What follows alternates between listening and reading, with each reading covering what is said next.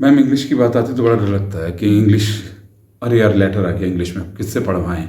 जब भी कोई मीनिंग आता है तो डिक्शनरी ढूंढ लगते हैं इसका मीनिंग क्या है, बाद में पता लगता है कि मीनिंग होता क्या है, और जब शब्द पूरा होता है तो इसका अर्थ ही कुछ अलग होता है।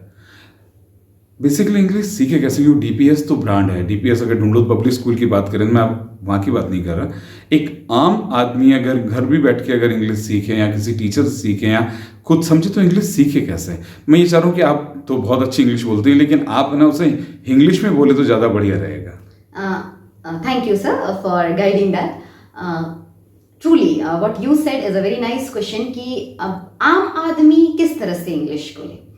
सो बेसिकली जैसे इंग्लिश एक वर्ड है, इंग्लिश मीन्स व्हाट कि आप हिंदी में बात कर रहे हैं but your words are coming out in English. तो शुरुआत यहीं से की जा सकती है। एक बहुत बड़ा टर्म होता है वोकैबुलरी। वोकैबुलरी का मतलब होता है सिर्फ इंग्लिश के शब्दों का इस्तेमाल। तो हम अगर अपने रोज की जिंदगी में इंग्लिश के वर्ड्स का यूज करना शुरू कर दें, उनको बिगिन करें, तो it will be very effective to bring out every person comfortable in understanding English also and speaking English also. लेकिन तरीका क्या, किस तरह से करें तैयारी इंग्लिश सीखने की? तैयारी सिर्फ इतनी करनी है कि एवरी डे आप 2 words, a common used 2 words choose करें जो आप अपने रोजमर्रा की जिंदगी में यूज करते हैं इन हिंदी। टेक एन एग्जाम्पल, मैंने वर्ड ले लिया बैथ, मतलब नहाना। आज के दिन का माई वर्ड इज बैथ। मैं जहां कहीं भी नहाने से लेकर कोई वर्ड यूज करूंगा, आई विल नॉट से नहाया, I will say बैथ, I will say बैथ। ठीक है, वॉट विल हैपन, उससे मेरे दिमाग में एक वर्ड बैठ गया, बैथ। ऐसे ही एक दिन में अगर मैं 5 वर्ड्स भी करता हूं, सो मेरा वोकैब इंक्रीज होगा।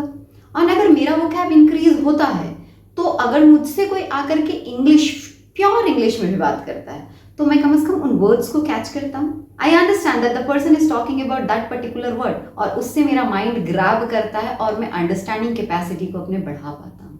सो ये बहुत सिंपल वे है। तो क्या डीपीएस में इस तरह से तैयारी होती है? यस, डीपीएस में एक बहुत कॉमन ट्रेंड है sir. Every day in the morning assembly हम एक नया वर्ड चूज करते हैं, उस नए वर्ड को बच्चों को एक्सप्लेन करते हैं। Every day the children they write it in their copy and on an everyday basis we practice them to use that words in their day to day talking.